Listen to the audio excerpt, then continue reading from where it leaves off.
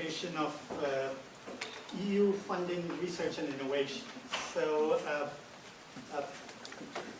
many of us don't know that there's a Miami, what is it called? Miami, Florida EU Center of Excellence out here at FIU and University of Miami jointly.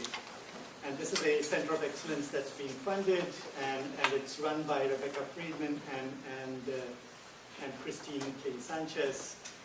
And they're doing a wonderful job of reaching out to some of our potential collaborators over in Europe. And today we have a wonderful delegation, and I'm going to let Rebecca introduce them later. Before that, I just want to say that we as researchers work with a lot of European colleagues, but we want to see what other opportunities exist. And it turns out that over time, things have changed. A lot of the EU grants were exclusively for European researchers. That has changed a little bit. Same is true about funding agencies in the US. They are now open for competition from other countries. So there are lots of even programmatic cooperations that I'm beginning to hear that are very, very interesting and that we ought to know about as researchers. And then for our visitors here, I just want to say a little bit about the college. College of Engineering and Computing is, we have roughly 5,700 students this semester. We have about 140 or so faculty members, full-time faculty members. And it's become a throbbing, important component of FIU. FIU as a whole is this semester I hear it's close to 54,000 strong. So it's one of the largest universities in the country. It is a minority institution. A lot of our students are of Hispanic origin. But more importantly, our focus on research has really expanded. The college itself brings in roughly $20 million a year, give or take a few. Most of our faculty have funding either from the federal agencies, local agencies, or the industry. We have lots of areas of expertise. So judging from some of the researchers here, I see people in materials, in bridge engineering, in biomedical engineering, in cybersecurity, in wind engineering, and quite a few others who are not here today. So there are lots of areas of expertise that are represented here, and they are eager to know more about some of these opportunities. Ultimately, funding drives a lot of our research, and so these are things that are of interest to our faculty. So without further ado, let me call to the podium Rebecca Friedman, who's the co-director of the Miami, Florida European Union There Center you of go. Excellence. Thank you. Christine tells me to use the mic. Okay. Turn it on. That's challenging for me. I'm a room full of engineers. Yeah. I'm going to Oh, start yeah. it.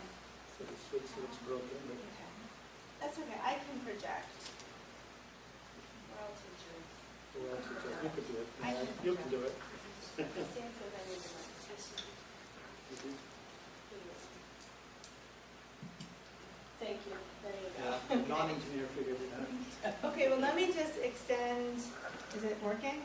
I'm not sure. Yes. Yeah, okay. Let me just extend a welcome from the Miami, Florida European Union Center of Excellence. I'm its co-director, and as we just heard, we are a consortium with the University of Miami. And I want to thank the School of Engineering, its Associate Dean, and its Dean who could not be here, and all of you for coming today, and for Christine Callie, who really completed the Herculean task of getting everyone together today.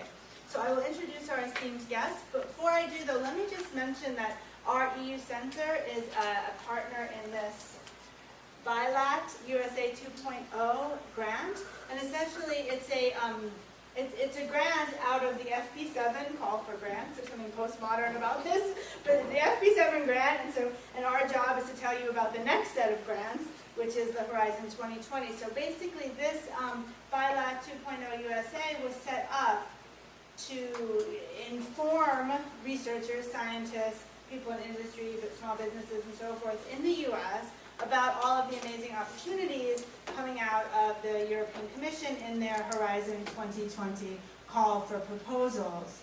So we at the EU Center here at FIU will be having a series of events that we invite you all to with the various scientific components of FIU, and the surrounding communities. What's that? Oh, you're just talking. Oh, that's you. Hello. Welcome. I don't have an introduction for you, so you have to forgive me. Okay. All right. So anyway, I just want to mention that this is really, in some ways, the first of many events that we'll be planning over the next couple of years. I'm hoping to have you, as researchers, meet your European counterparts and apply successfully for grants from the Horizon 2020 call. Okay. So, without any further ado, let me just formally introduce our three esteemed guests today. I will start with James Gavigan, over there, who is the Minister Counselor for Research and Innovation and head of the Science, Technology, and Education section of the European Union's delegation to the United States, where he's in Washington, D.C., and he's been in this position fairly briefly since September of 2012. And for many years before that, he was the head of the European Commission's European Research Area Policy Unit, where he oversaw the expansion of partnership approaches to EU research policy between the European Commission, EU member states, and research stakeholders. So he has lots of experience in getting people together, I suppose, around in research areas. He coordinated preparation and follow-up of the first set of 5 ERA partnership initiatives, which were launched in 2008. And in addition, I can't memorize all these amazing accomplishments here, he also holds a PhD on top of it in physics from Trinity College Dublin in Ireland, and a master's in public administration from the University of Warwick. He speaks English, French, Spanish, and some Irish and Italian. Europeans are very intimidating in this way to us Americans.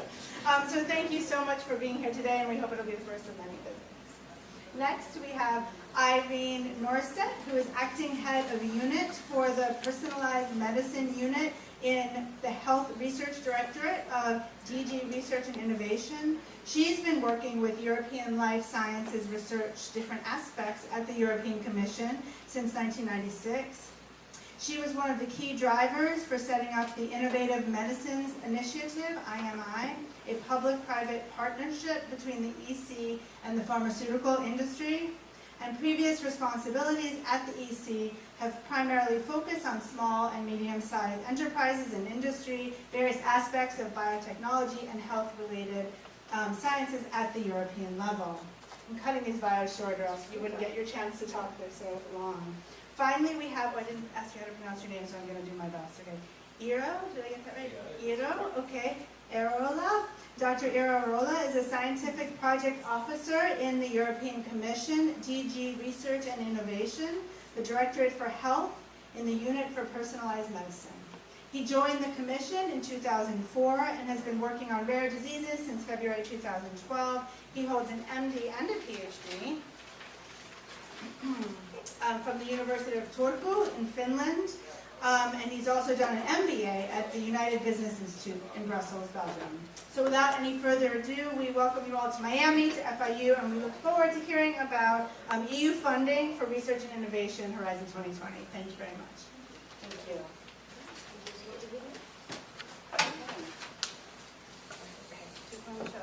I will. Okay. I will take that. You will do the technical part. Terrific. Thanks. I'm the engineer, but he's going to do the technical part here. So thank you very much for inviting us here. It's a pleasure to be here, and we will tell you a little bit about why we are in Miami at this point in time. A little bit about Europe, the European major policy that drives research and innovation. Research and innovation is an area that is rising on the political arena in Europe. It gets more and more important for every sort of mandate that we have to work for. And we currently have the current proposal for a research and innovation program on the table of the decision makers. They are at the final stages of decision making, and we hope that we will have their final views on this before the end of the year, which means that we can kick off the next program. Something that may be unique for us that is different to how you operate in the US is that we work in a 7-year program, which means that we have the budget secured for 7 years, which means that we can plan ahead in what we would like to achieve in those years, which means that we also can set quite big objectives in what we would like to achieve. So the reason why we are at Miami and we have this opportunity to meet you is that we have been participating in an executive committee meeting of something called Iiro, which is the International Rare Disease Research Consortium, which is an example that we would like to show you a video of how we actually work in cooperation in research and innovation, and that also has been seen as a model for cooperation throughout Horizon 2020. So we can start the video. When I was assigned this mission, I was puzzled at first. A consortium, rare diseases. I knew nothing about rare diseases. In fact, about 7,000 of them affect or will affect almost 30 million people in the EU alone. 30 million, I thought. Wow. That's about 30 times the population of Brussels.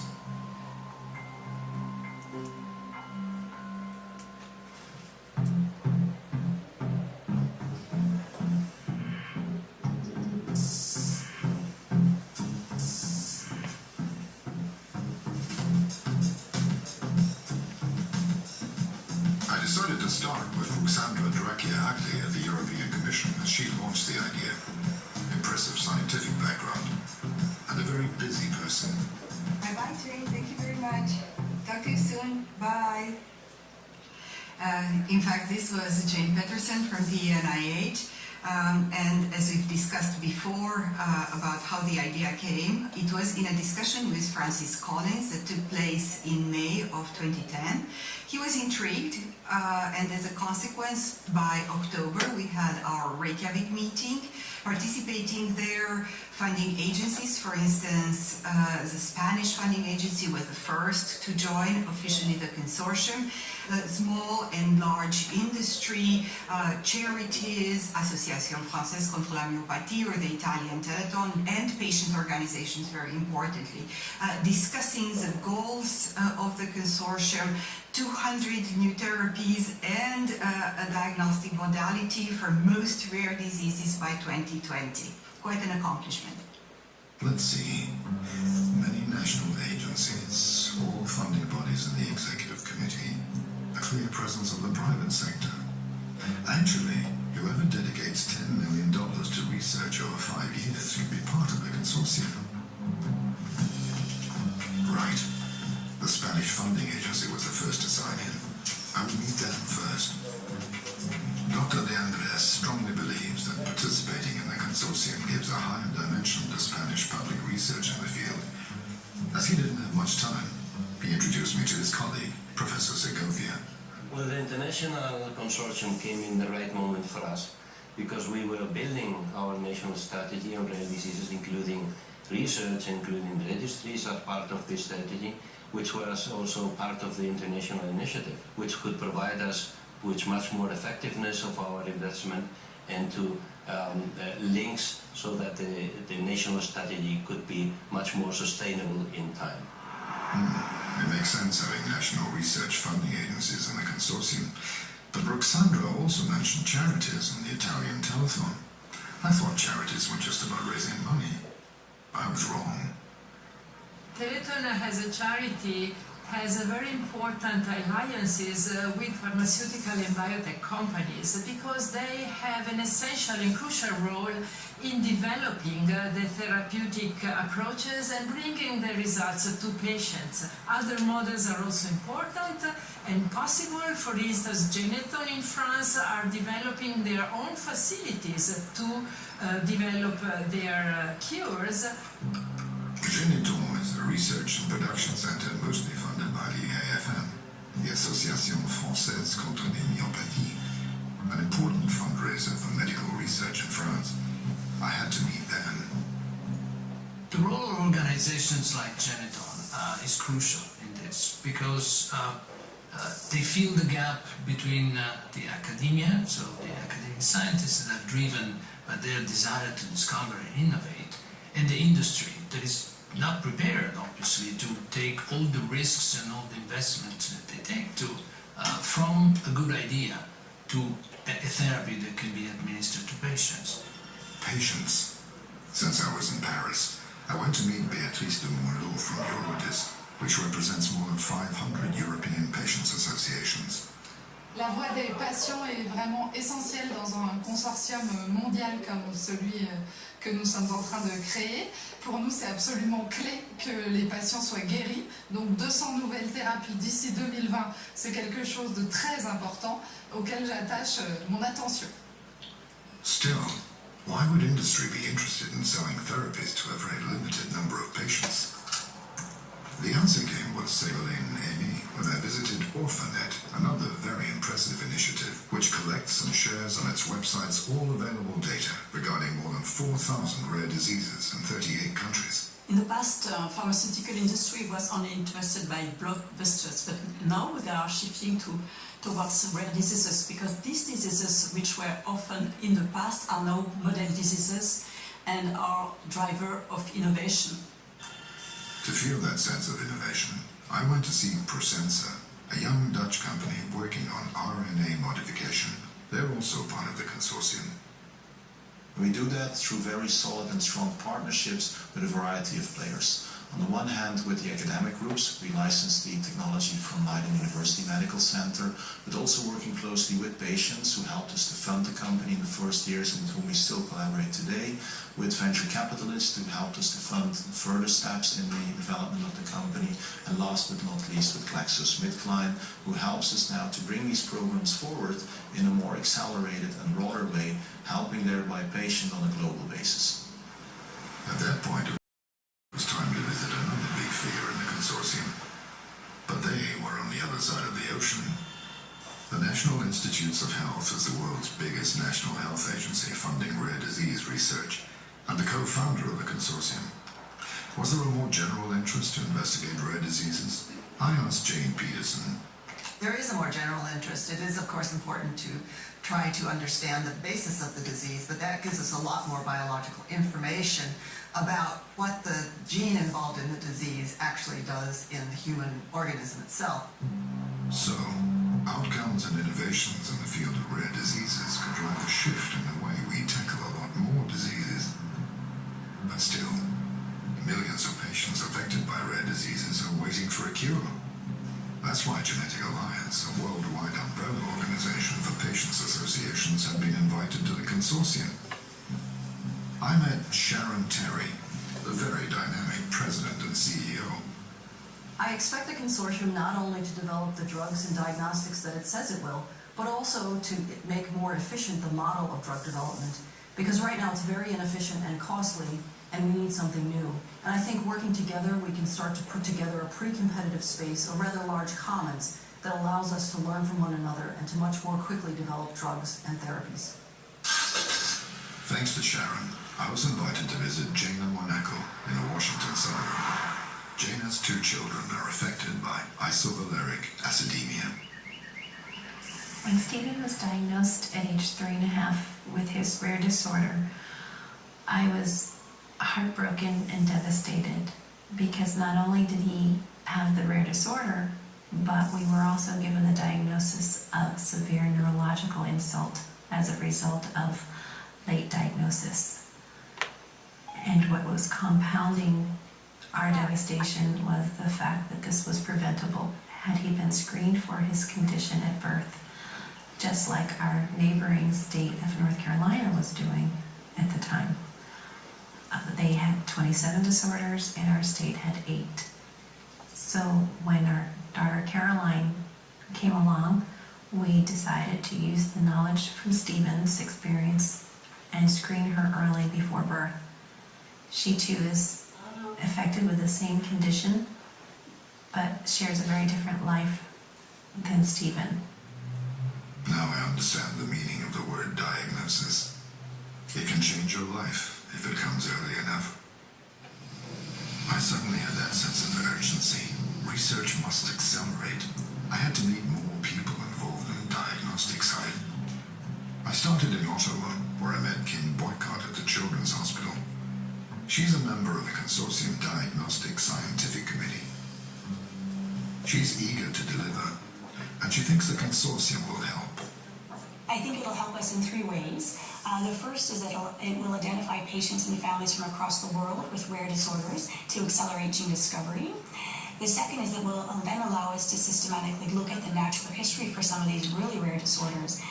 And lastly, related to that, is to have patients and families from across the world participating in clinical trials.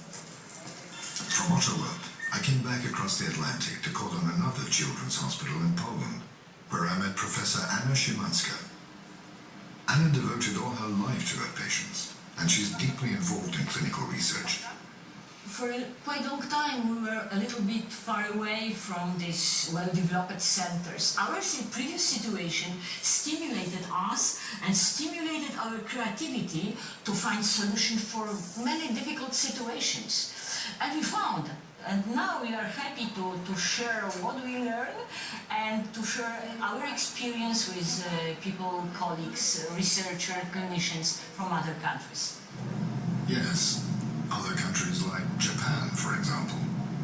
In the land of the rising sun, I was honored to meet Dr. Kanazawa, who leads the Committee on Intractable Diseases at the Ministry of Health. I think exchange of information, not only funding but also the research results, are extremely important for human beings on the earth. So I'm very much looking forward to collaborate. Dr. Kanazawa told me that the concept of rare diseases is not so familiar to Japanese researchers. They concentrate on what they call intractable diseases. But the line between both concepts is very thin, as his colleague Dr. Mizoshima explained. In fact, intractable disease, which we are tackling for a long time, is also a rare disease.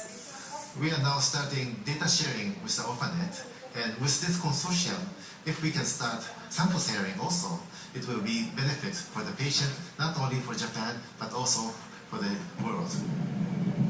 In Tokyo, I had another appointment on my agenda with Misao Hashimoto, who suffers from amyotrophic lateral sclerosis. Misao is no ordinary patient. She is the president of the very active Japan ALS Association. Their experience is priceless, as I learned from their director. 日本ではおよそ3割の患者さんが人工呼吸器をつけて生きていくことを選ぶんですけれども、それは欧米と違って大変ユニークだということになってますから、呼吸器をつけて生きていく上でのケアの仕方を皆さんと分かち合いたいと思っています。Misao is like a prisoner in her own body, but her courage and way of being positive are really impressive. She communicates with an assistant reciting the Japanese alphabet, or by imperceptibly moving a toe to control her computer. I asked her about the consortium initiative. I knew the answer would be short, but it was conclusive. Let's fight together.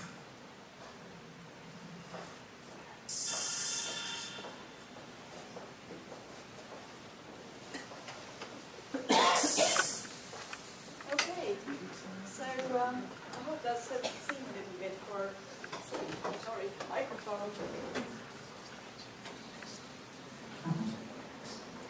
Okay, so you've just seen one example of an area that we do a lot of collaboration across the globe.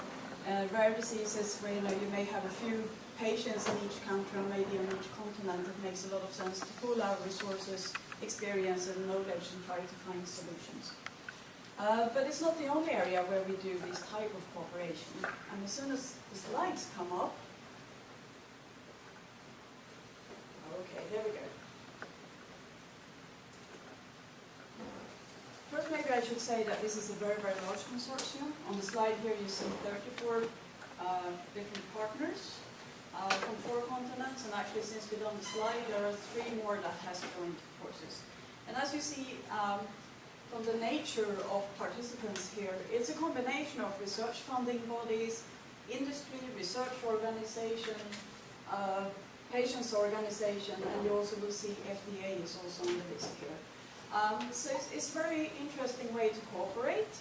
It's a pioneering initiative, and it's very, very exciting, and we are hoping to progress very fast into this area thanks to this collaboration.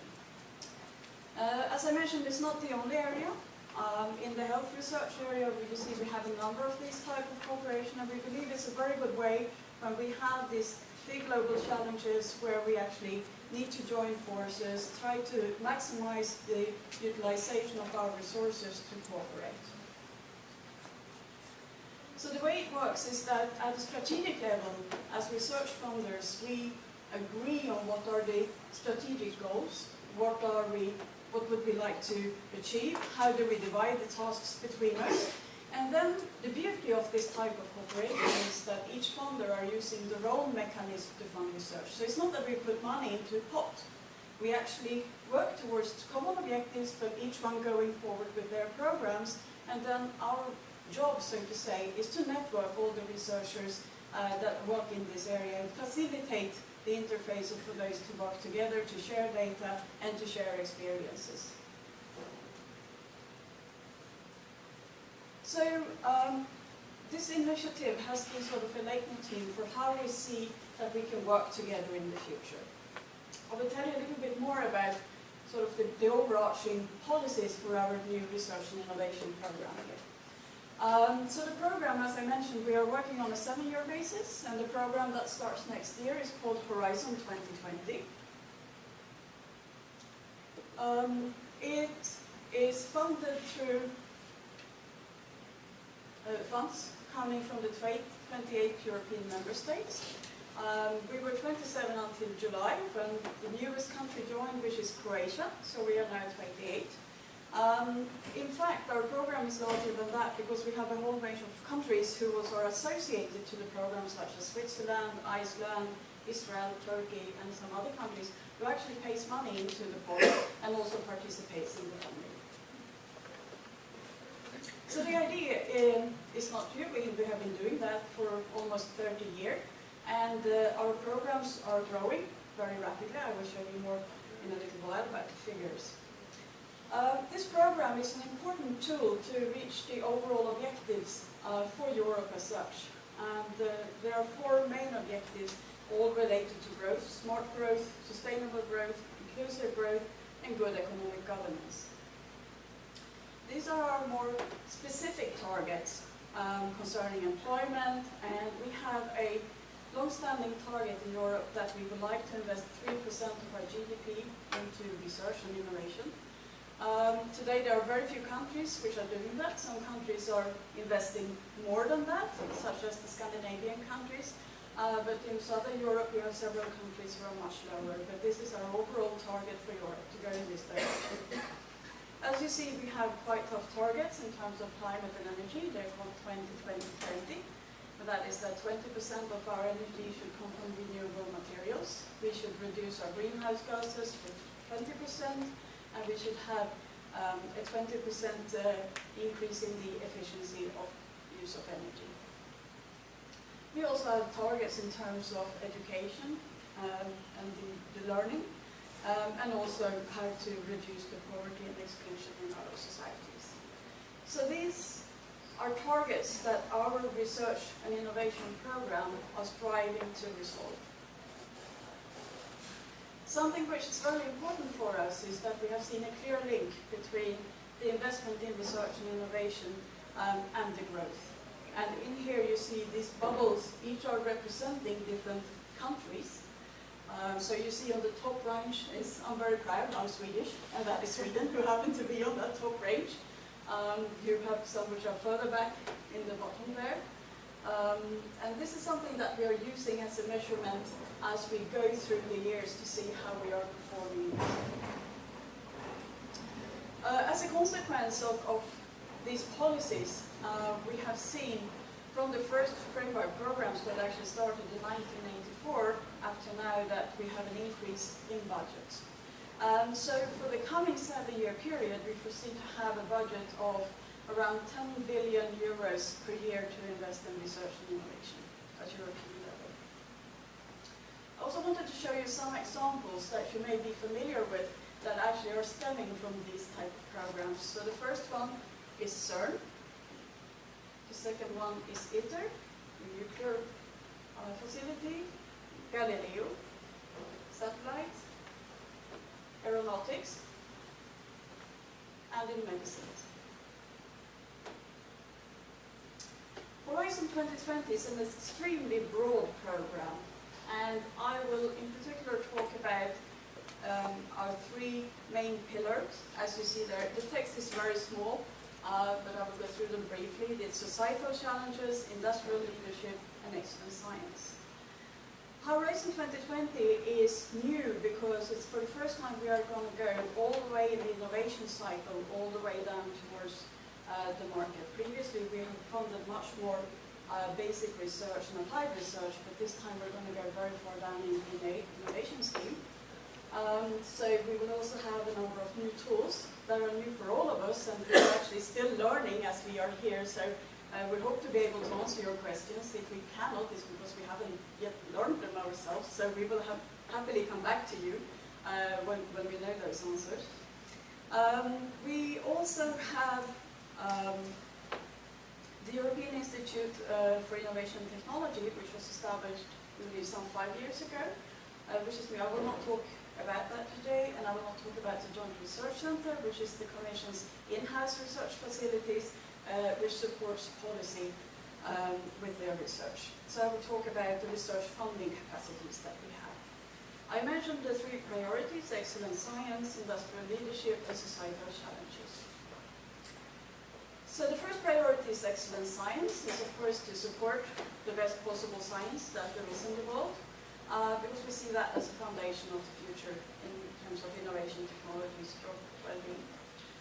Of course, we would like to develop, attract, and retain research talent, and also something which is very, very important is research infrastructures. We need to make sure that researchers have access to the best possible research infrastructures.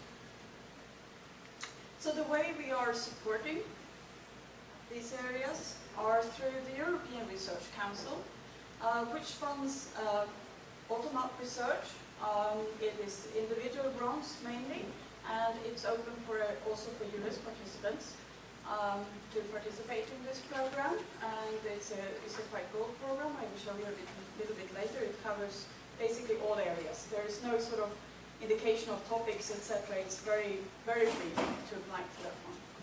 We have something called Future and Emerging Technologies. We call them FET flagships, for example.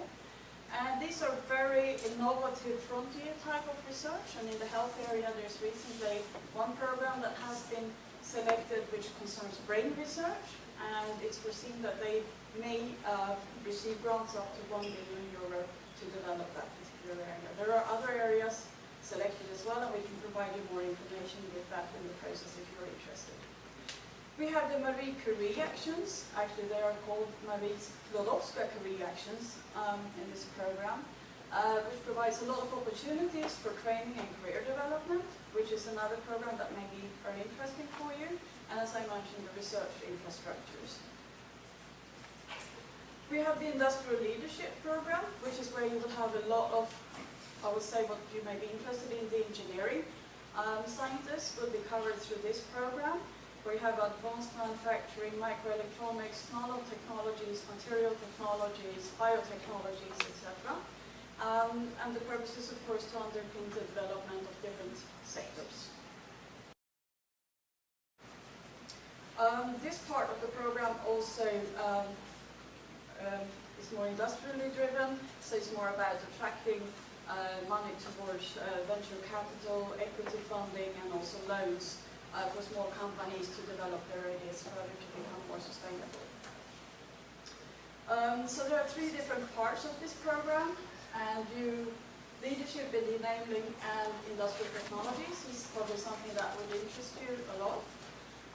We have the access to risk finance, which is more for small companies, and then innovation in SMEs, which is a new program for us. us. It's something which is actually modeled on the SBIR scheme that you may be familiar with, where individuals, small companies can first ask for a small feasibility grant, 50,000 euros, and then to develop a proof of principle, and then they can head off into venture equity and loans.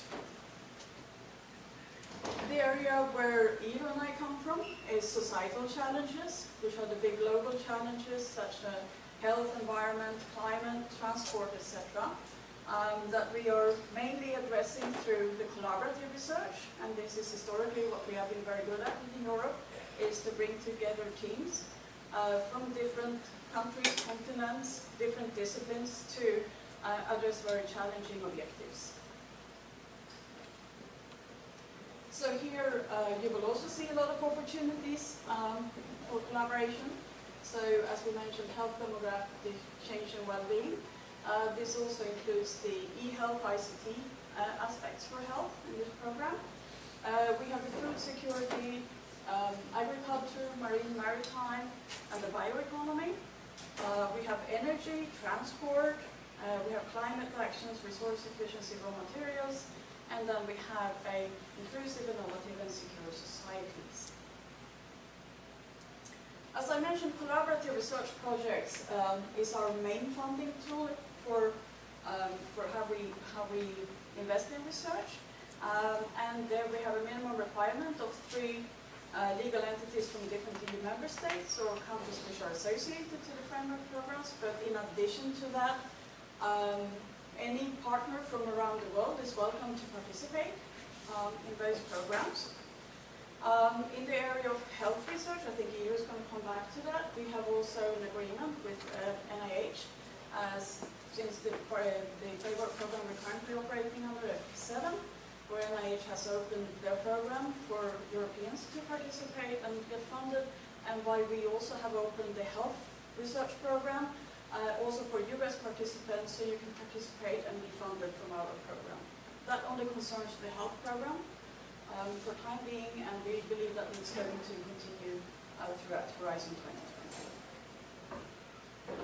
I mentioned the European Research Council, where you have the individual grants, principal investigator-driven grants, training and mobility action, there might be training fellowships, which also may be interesting for you, should you like to do a PhD in Europe or some other training actions. The SME instrument, and then we have a lot of coordination and support actions, and that is smaller projects that we support that aims to bring together different stakeholders to develop research agendas or organize conferences in view of more policy-oriented work that we then can take stock of and that can help us to guide future investments. I would also like to mention another partnership approach we have, and that is partnerships that we from the EU side have together, either together with the member states of the European Union or together with the private sector. And we have a big investment package presented in the 10th of July this year, which is now on the table for the European decision makers to take decisions on those. It's worth a contribution from the EU of 22 billion euros, and they are addressing medicines, aeronautics, energy, the biotechnology, green biotechnology, electronics, air traffic control, and a number of different areas. What makes this type of partnership different from the collaborative research that I mentioned before is that these are big programs that actually are implemented through dedicated legal entities. These legal entities will also have calls for proposals that they are operating independently from us. So there are maybe other funding opportunities that may be interesting to look at. I have already mentioned the training fellowships, and you have a website here as well. I believe you probably will have a copy of the slides. I'm looking at Christine. A copy of the slides for the participants? Yes. Yes, so you have the web link there, you're looking to write it. And here you see that there is a number of different type of grants. Personally, I'm not a specialist in this, but we're very happy to forward you to our colleagues who are working on this on a daily basis if you'd like to have more information. We think it's a very, very nice and good program, presenting plenty of opportunities. I also briefly mentioned the European Research Council, which is bottom-up, individual-based, pan-European and investigator-driven research. And I mentioned I would come back to the areas, and these are the evaluation panels they're using, and I'm sorry the slide is a little bit corrupted, but I think it just gives you a flavor of all the different types of research actually which is funded there. And this program is also open for US participation. I will hand over to Iiro, who will speak more specifically about health research, and after that we're happy to take any questions that you may have.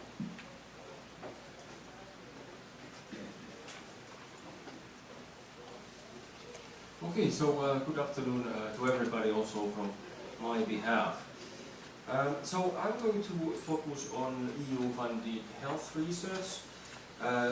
We are first going to look at briefly what has been done in the current EU framework program for research. This is the FP7 program.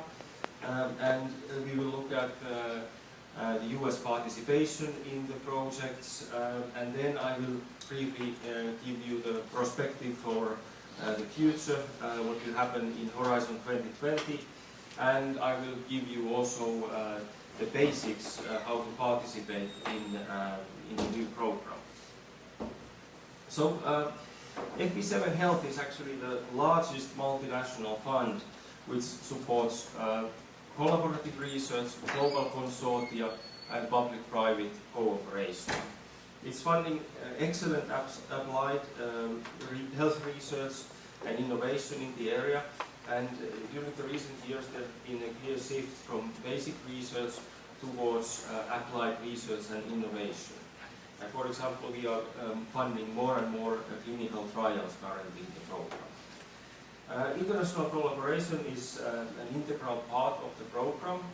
Indeed, FP7 brings together leading players not only from Europe but also across the globe. The aim of the program is to tackle key European and global health challenges. So FP7 is coming to the end in the end of this year. The last calls for proposals have already been closed, and now we can show you some almost final figures about the funding which has been committed. So 6 billion euros has been invested to date in 1,000 projects funded, which bring together 11,000 research teams in 3,500 organizations located in 130 different countries. So it has a really global coverage, this program. As the program started already in 2007, close to 300 projects have already finished, so we can present some figures, results from the closed projects. So 200 patent applications came out from them, 9,000 publications with the average SJR index of 3.3, and also 30 spin-offs have been created based on the projects which have been funded. And one has to remember that there are a lot of projects that have just been started, so they will still run for 3 to 5 years more. As mentioned by Irene, a majority of the funding goes to collaborative research. And here is one example of a collaborative research project. This is called 308, which aims at developing better treatment and diagnosis for osteoarthritis. So EU contribution to this large consortium is almost 12 million euros. There are 11 participants, including Tygenix, which is a Belgian biotech company. And this project has helped them to develop their lead product called Conro Select for the treatment of osteoarthritis, which is actually the first advanced therapy medicinal product approved by the EU. So this is a good example showing that the EU health research delivers results for patients. EU-funded research plays also a very important role in concentrating and pulling together scarce resources, like in the field of rare diseases research, where typically the patient populations are very small in individual countries. So there you have a clear added value of doing it on the international level, pulling resources together from different countries. So this AlphaMan project is developing a treatment for patients suffering from alpha-mannosidosis, which is a rare disease. And they are working on an enzyme replacement therapy, which is now in clinical trials funded by this project. EU-funded projects can coordinate also research aiming at very ambitious objectives, which can only be achieved at the European or even global level.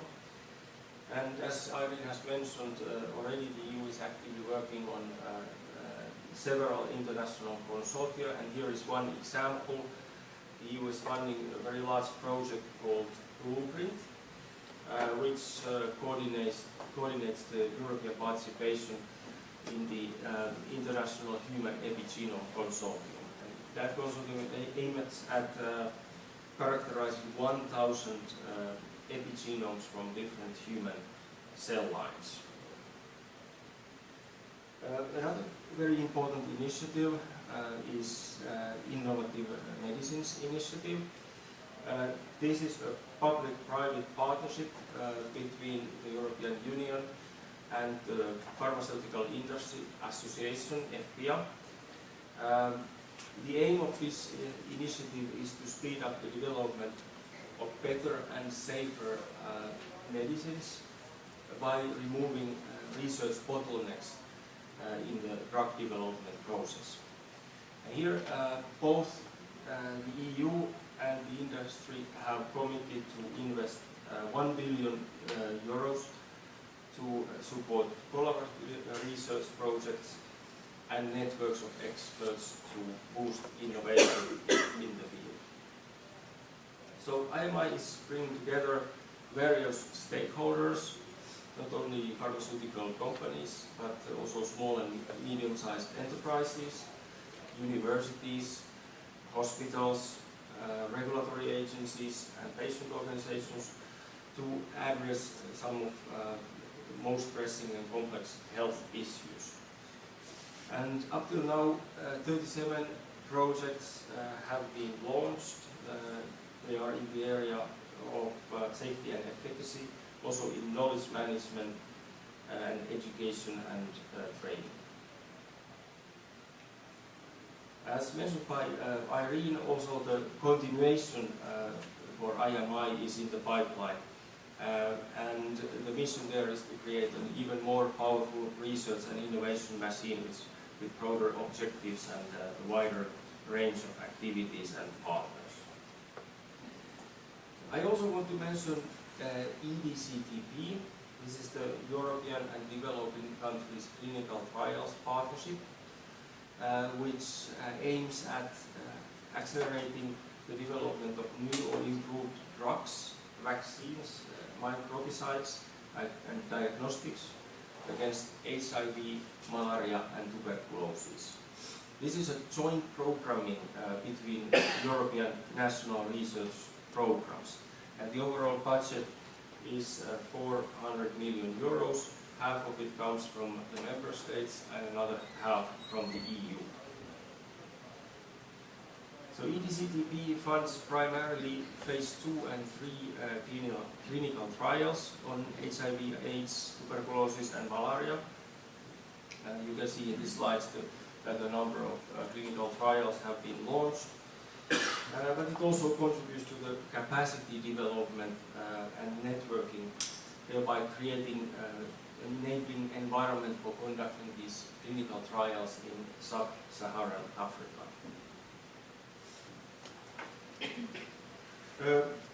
Also, the continuation of this initiative is expected in Horizon 2020, and the plan there is to broaden the scope to neglected infectious diseases and expand from clinical trials to diagnostics and delivery optimization. And already 16 European countries have committed to spend almost 600 million on this, and the more or less similar amount would come then from Horizon 2020.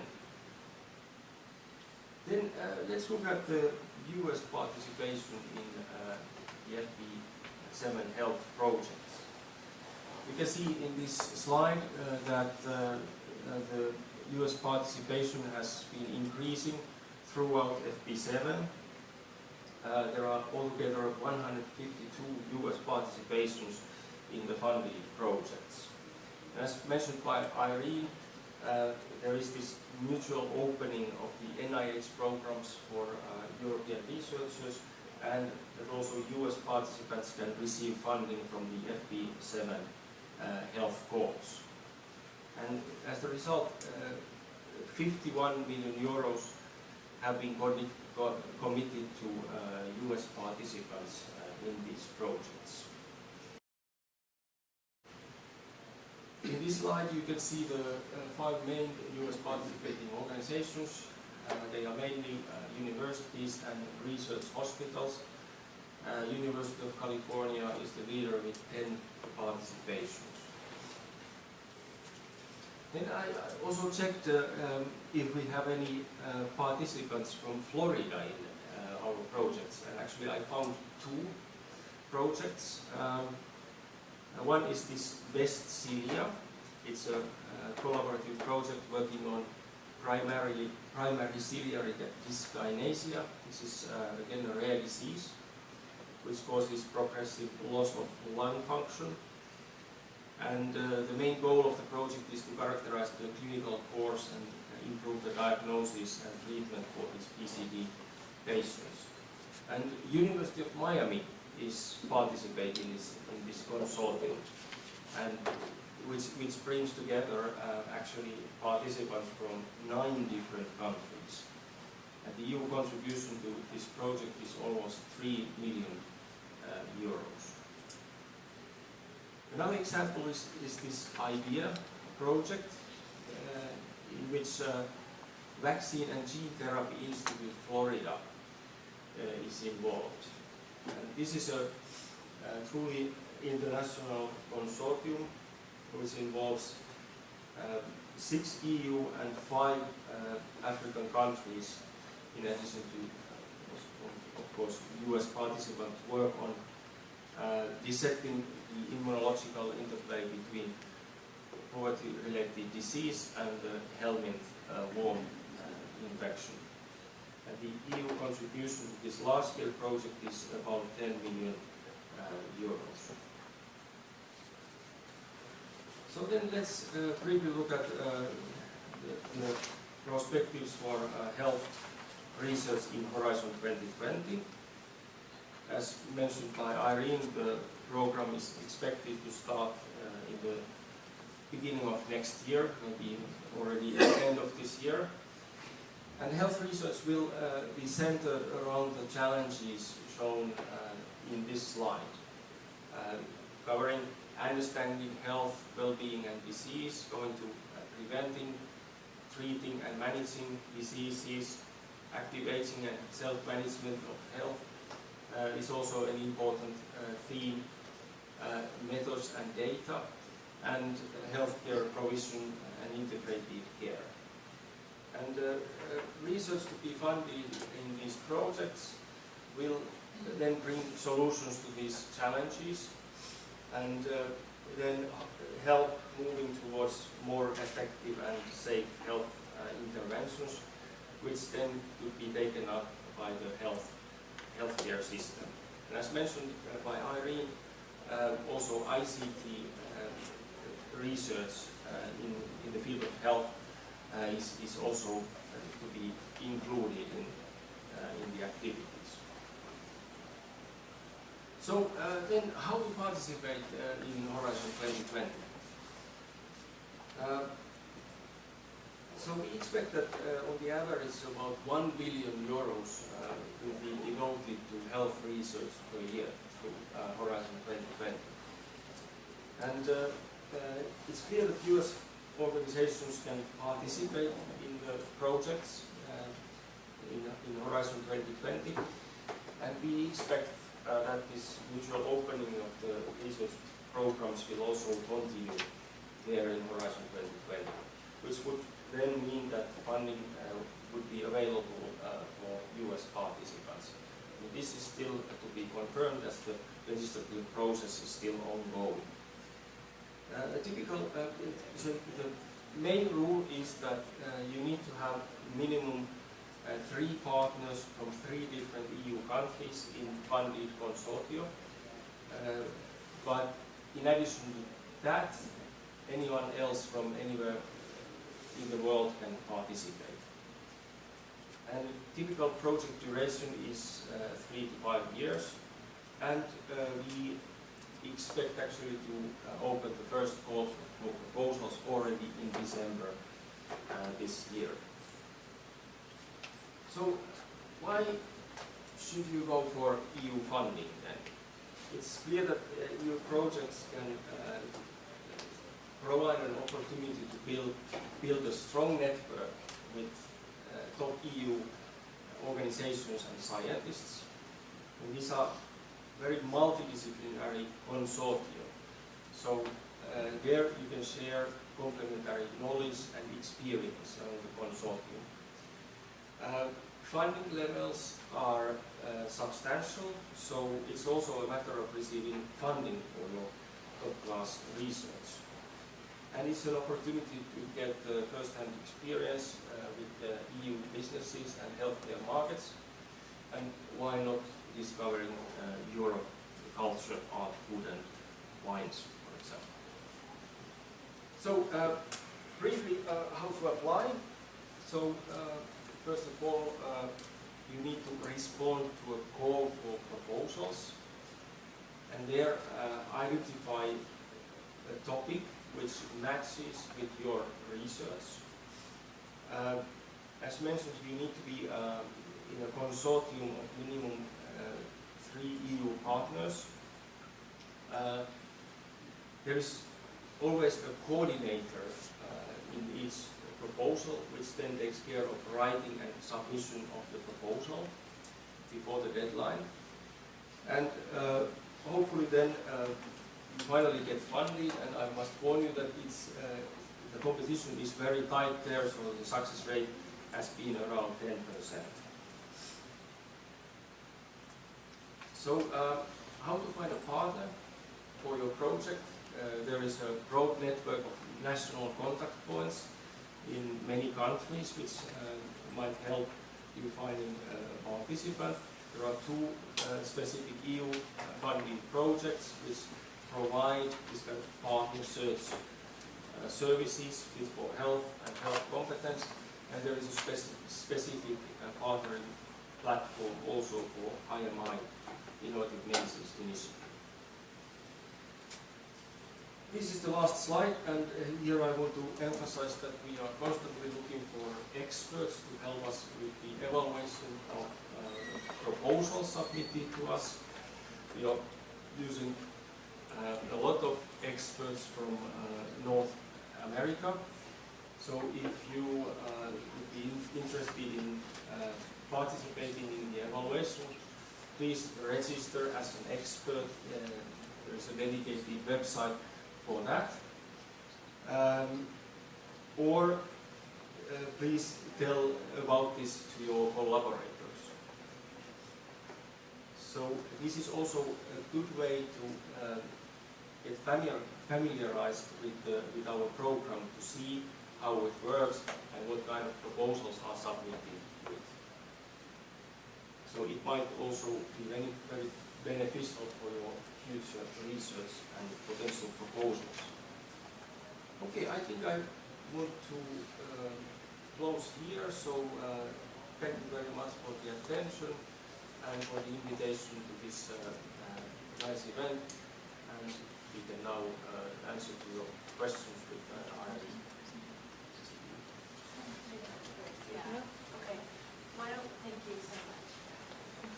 Thank you, Oh. We'll do it that way. Now we have someone actually with experience with the FP7 proposals and projects. Dr. Sharon Maswani is an assistant professor in biomedical engineering. You probably know him, some of you. Thank you.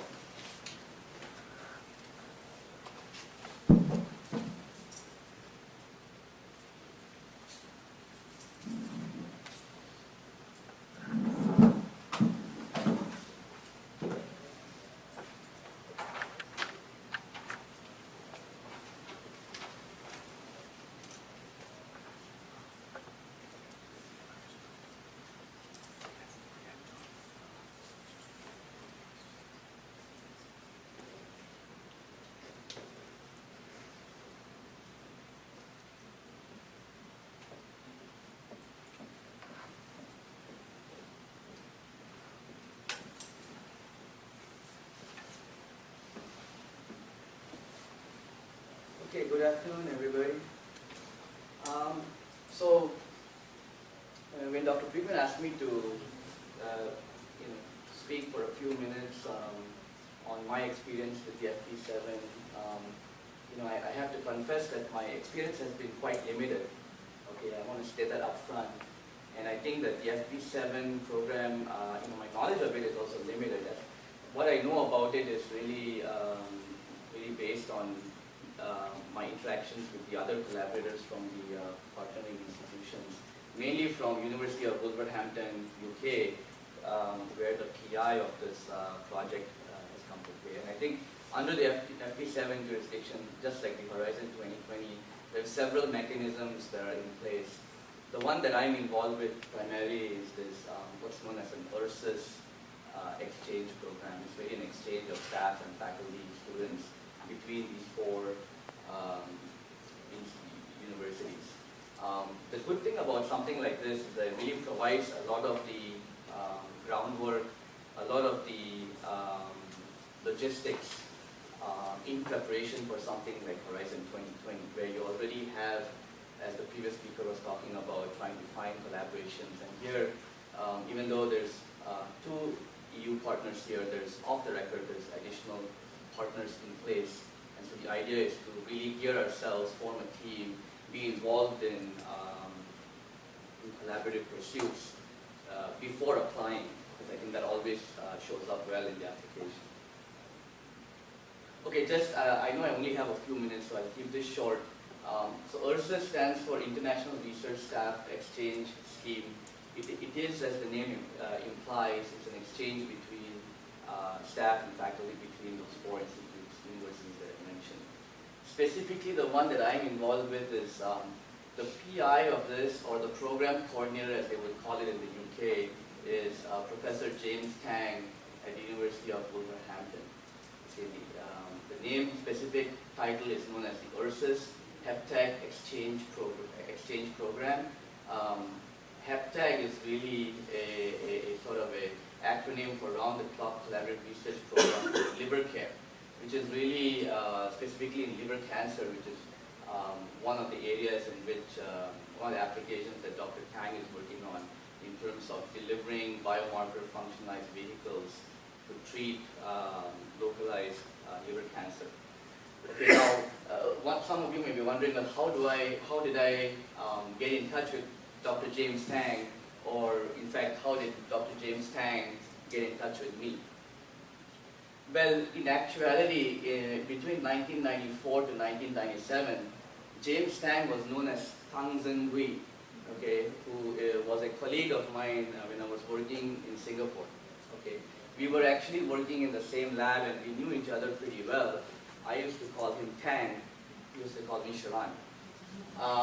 He was a trained polymer chemist, and after a couple of years, I left to France for some research work, and he continued in another institute in Singapore. We never spoke beyond that point for the next 14 years. Okay, and I did not know his whereabouts, although we were good friends, we would go to lunch and so on, but we lost contact.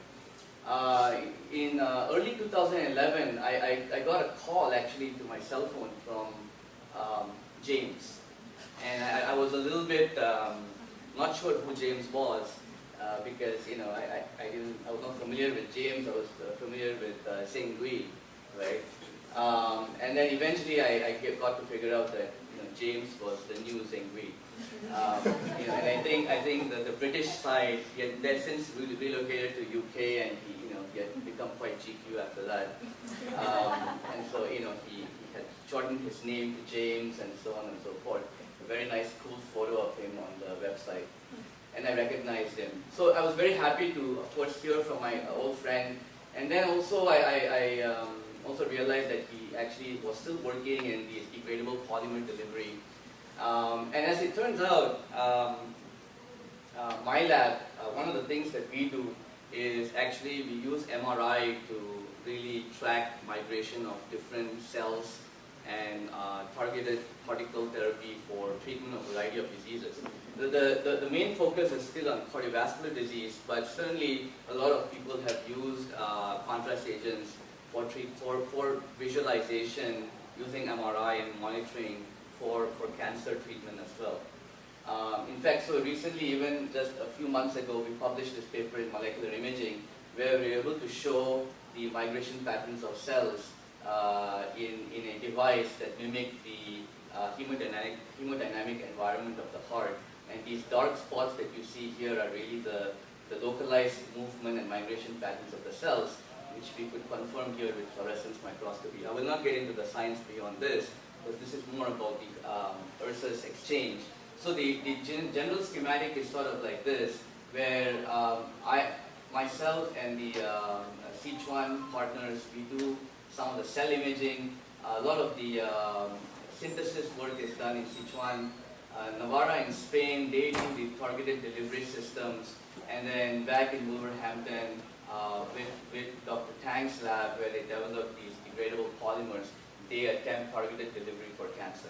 That's kind of a big overview, sort of synergy between the participants. And again, that's where FIU comes into play. So this has been going on for the last year and a half.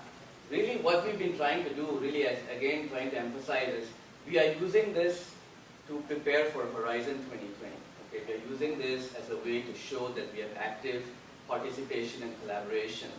Two of the things that we have been doing, one is something that came out of the first Ursus project meeting at University of Navarra just recently, was this idea of having a book come out where each of the participants in this exchange would be contributing a chapter. So we are my lab is in the process of contributing a chapter specifically on cellular MRI. Subsequently, we intend to participate fairly actively in the next meeting, which is next year, during which I'm also planning to have a 1-month exchange at University of Wolverhampton in order to train some of Dr. Tang's personnel in the cell labeling experiments. Hopefully I will have some funding to be able to take one of my students as well with me. And Dr. Tang and one of his staff is planning to visit FIU later next year as well. Okay. So this is my last slide. Okay, just personal reflections, what I think are the major strengths. So far in the year and a half, I think it does promote a very interdisciplinary research environment and active dialogue for the PI on a global stage. So for James Tang, this is really good news. And I think for me, it is good news as well, because it helps me to gear into one of the partners outside of the 3 EU participants. And I think we have already begun to establish certain academic endeavors, such as the book chapter I mentioned, and also we have some plans in terms of collaborative grant proposals. In my case specifically, this is 2 items. One is in the iron oxide labeling of cancer cells to assess the effects of targeted delivery of new drugs on affecting migration and proliferation patterns, which can be monitored non-invasively by MRI. So we have already, as I showed in the paper before, we've established this technique for cardiovascular application. We intend to then now borrow this and use it for cancer treatment. And then also the second idea is, and this is not new, but basically we selectively target this to the polymers that Dr. Tang has come up with, and this idea of conducting degradable polymer grafting onto iron oxide particles in order to assess the efficiency of the localized drug delivery. So the idea is that there's a controlled degradable polymer that travels to the site of the cancer. As it begins to degrade, it begins to release these drugs that are going to treat the cancer. And we will tag those components with a MR contrast agent, similar to this picture over here, so we can view its migration patterns using MRI to see if it actually reaches the site of the cancer. And this is again not new. Like I said, this has been published before, but we are applying it to some novel polymer components that Dr. Tang's group has developed. The possible limitations I can state is that for me, primarily the major limitation is that there is no funding that actually comes out of this for the US partner at the URSS exchange level. Okay, so it's really almost like an investment, good faith investment, where you have sort of this USA partnership in name, but in reality, there aren't any funds to support the exchange, physical exchange for the US partner. So one of the limitations really has been in terms of, in terms of making these trips to Europe and so on and so forth. Really, I have to look into sources of discretionary funding, because there really aren't sources of funding within this FP7 mechanism that we currently have. There may be other mechanisms outside that may be available, but within the current arrangement there isn't. So that's really been one of the barriers in really enabling this exchange, and we've been trying to look for other sources of funding, really to heighten more physical travel and physical presence at the partner institutions.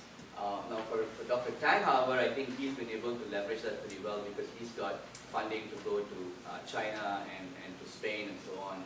But it's really, for some reason, I think the US partner is excluded from that funding. I'm not sure what the reason is. But that's really one limitation that we faced up at this point.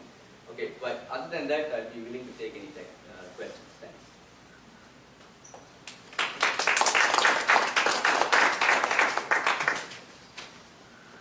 I think now we'll just open it up to questions. Is that right? Any one of our panelists will answer them. James, if I can ask, is there any mechanism for us to invite one professor in Finland? We have been working together for years, and invite them here for sabbatical, for example? Yes, there is. There's the Marie Curie scheme, which is the scheme under which this particular exchange mechanism sits, which has got money for financing mobility of researchers. So individual researchers get money to finance. It applies in Europe, or even at the level of PhD students, but also postdocs and then established scientists for both inward mobility to Europe, so US scientists coming into a European lab, or vice versa. A European researcher that wants to spend a research period abroad. I can't remember now the duration that's covered, but it's maybe a couple of years, even a couple of years. And so that will be under the Marie Skłodowska-Curie scheme, or probably known as the Marie Curie scheme, which will continue under Horizon 2020. And I should say as well, just that gives me an idea of mentioning something. For any of the schemes that are relevant to individual researchers, we have in North America a facility, a service center called EURAXESS. That's EURAXESS.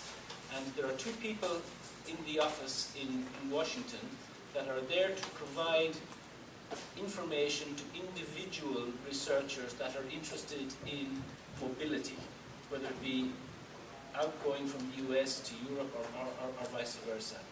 So that's something to bear in mind, because for the schemes like the Marie Curie scheme or the European Research Council, which is oriented towards PIs, and so it's if you like, relatively new in the EU scheme of things, because mostly it's collaborative research, but ERC, which has become like a paragon of excellence over the past several years, is individually oriented. So the Euraccess Service Center is very useful in that regard, but they also fulfill a function which goes beyond the Horizon 2020 or the EU schemes. They also facilitate information regarding mobility into member states. So individual member states. There's a whole network of Euraccess centers right across Europe and in some international partner countries. Yeah. Compare with the seventh framework, what's the Horizon 2020 in terms of magnitude? We're talking about the increase or some program decrease? As in the slide that Irene put up, we're moving from an average of about 7 billion per year up to about 10 billion per year. So, this is interesting in US terms, because in US, the public money for research is stagnant or decreasing. Whereas in Europe, contrary to all of the fiscal pressures, we've managed, and the science system, if you like, has managed to influence the negotiation process to get an increase. In other words, to place a bet on knowledge being the means of securing our economic future. So it's a very interesting and important message, which I think resonates quite a lot here in the United States, especially in the Washington scene, where everything is in a state of, not paralysis, but everything is contraction, yeah. In this book on page 15 and 16, you mentioned the ERC Ideas program, where the ERC is starting independent research grants and advanced investigator grants, and the deadline, it says 2007 to 2013.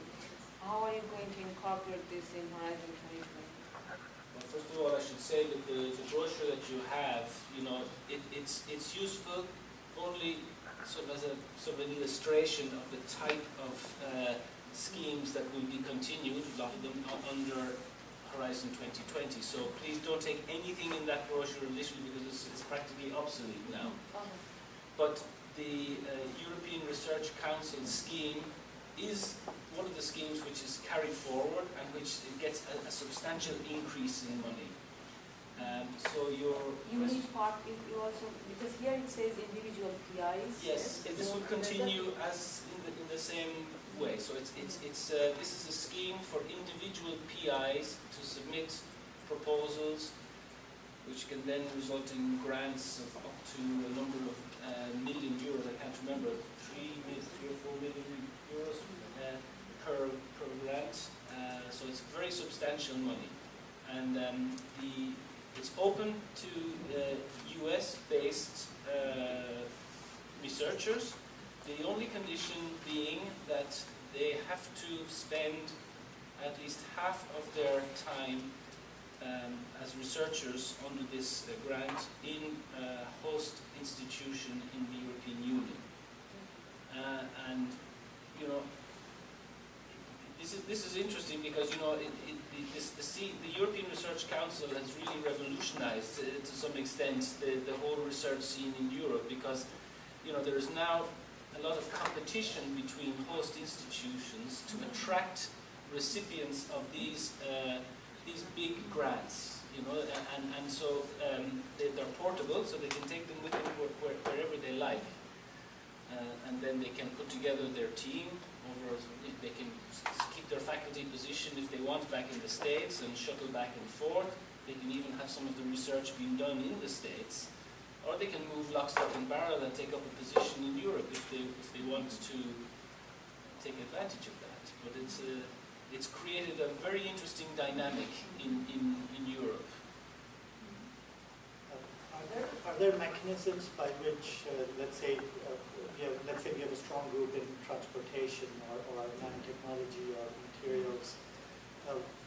to find possible large partners, large consortia over there who would be willing to work with them? Do you have offices where these possibilities? I'll speak from my own experience a little bit. I mean, as a scientist, I think that most scientists that are working at the cutting edge of their field will know where the best research groups are worldwide. And so I think you should bear in mind that what the Horizon 2020 program is about is certainly about funding the best science, the best either individual science or collaborative research projects. It's very competitive, and really, you know, it's the best research that gets funded. So on the premise that the people that are sort of top, they know each other, and very often what happens is that Horizon 2020 and FP7 provides a structuring mechanism for some of these collaborations to gel together and to, if you like, go beyond the familiar terrain that, say, collaborating scientists know into more multidisciplinary areas. And this is the trick, because there it gets tricky, because when you start moving into multidisciplinary areas, you don't necessarily know who the best, and so therefore the public programs and their partnering, brokering facilities can help to put in contact, but that's very tricky. It's a very tricky business. Yes, Irene. Yeah, so something I would recommend is that we have a website called Cordis, where you can do keyword search, and then you can look at the programs which are funded throughout Horizon 20 FP7. And there you can look at the collaborative structures of those, and you may recognize some groups, and then you see what their collaborative patterns are.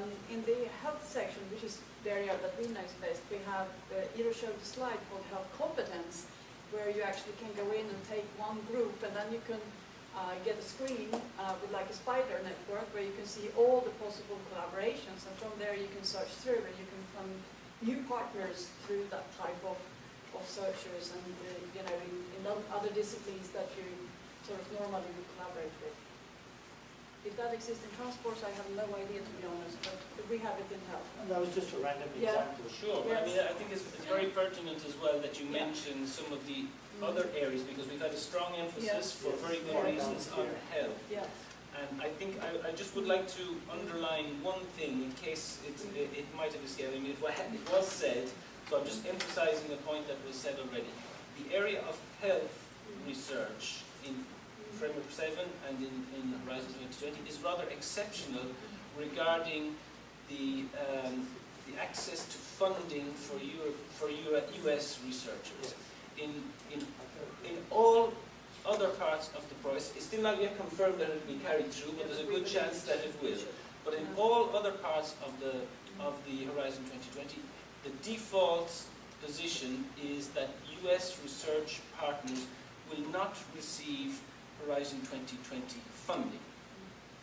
There are exceptions, which should be mentioned. There are exceptions to that rule, which are in the case that a particular call for proposals text, in other words, when the call for proposals is published, it may well be that it will specify that for topic X or something like that, for whatever reason, funding will be made available to US participants. It just made and another instance where funding would be made available would be if the US team brings into the consortium expertise that is unique and essential for the project, such that the project would not be able to be taken forward if the US partner is not part of the team and they cannot access funding elsewhere.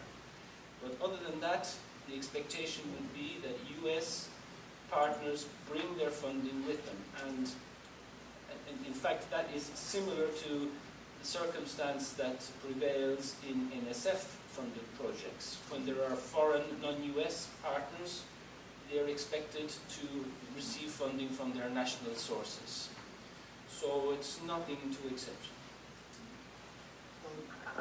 I understand to the electrical applicants, before we are applying these grants, we have to find the partnership or collaborator in the European Institute, right? And before we submit the grant, right? It depends. Yeah. So yes, then you need to be in a proposal which describes a consortium involving at least 3 participants from 3 different European countries.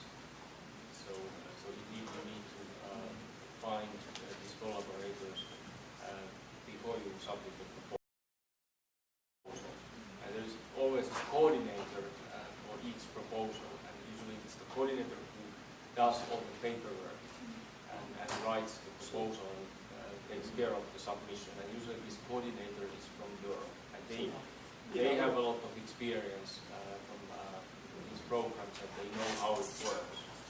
Essentially, in our language, the PI has to be from Europe, and they invite you to be part of them. The Exception, of course, always are the health-related fields and the some specific areas, correct? Yeah, well, for example, the schemes in Marie Curie and the European Research Council, but we're talking in this case about the bulk of the money as it's administered through Horizon 2020. It's administered through these collaborative research consortia, where you would have to be one of, in that case, at the very minimum 4, so there would have to be at least 3 European partners. Exactly. Then I would like to have also, I had a slide with the partnerships, the public-public partnership and public-private partnerships, where you also have research programs, but they are implemented by specific legal entities, where there may be additional opportunities, and with sort of a bit modified funding schemes, etc. But that is all displayed on those websites, etc. If you're really interested, you have aeronautics, energy, medicines, electronics as well.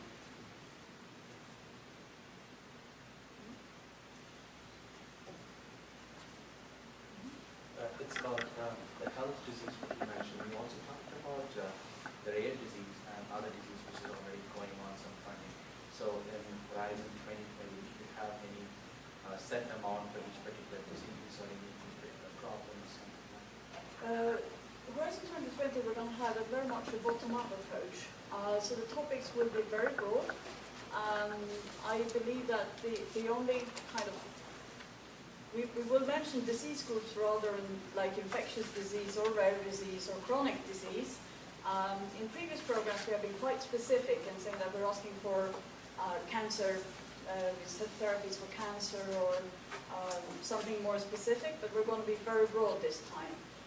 So for the time being we don't have an allocation of different disease groups because we're not yet at that stage, and also it's difficult to say because we're going to have very much a bottom-up scheme and try to let the best science win and go forward.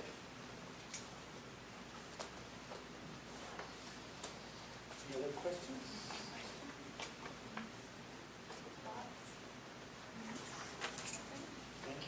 Thank you very much.